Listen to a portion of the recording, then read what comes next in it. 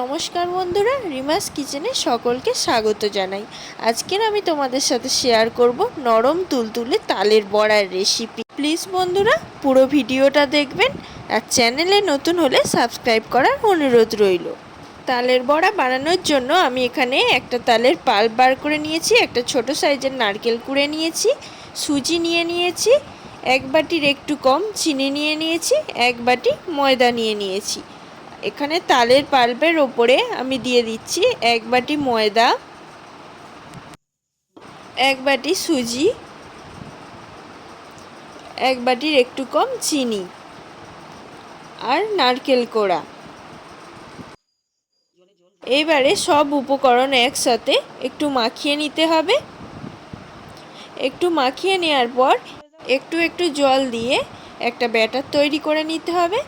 একসাথে অনেকটা জল দেওয়া যাবে না, ব্যাটারটা খুব মোটাও হবে না আবার খুব পাতলাও হবে না।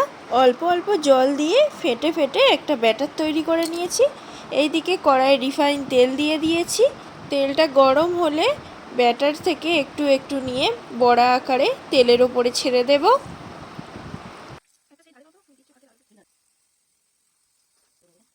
বড়াগুলোর একদিকে লাল হয়ে গেলে আবার অন্য দিকে উল্টে দেব।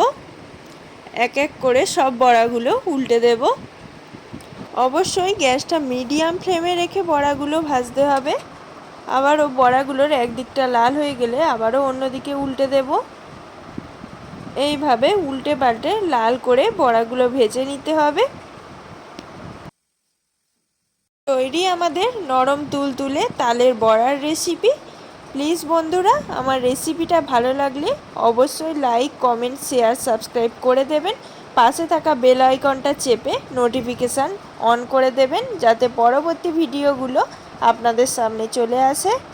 আমার চ্যানেলে আরও দুটো রেসিপি ডেসক্রিপশান বক্সে দেয়া আছে, আপনারা দেখে নেবেন। সবাই ভালো থাকবেন, সুস্থ থাকবেন। দেখা হচ্ছে আবার পরবর্তী ভিডিওয়ে। ধন্যবাদ বন্ধুরা।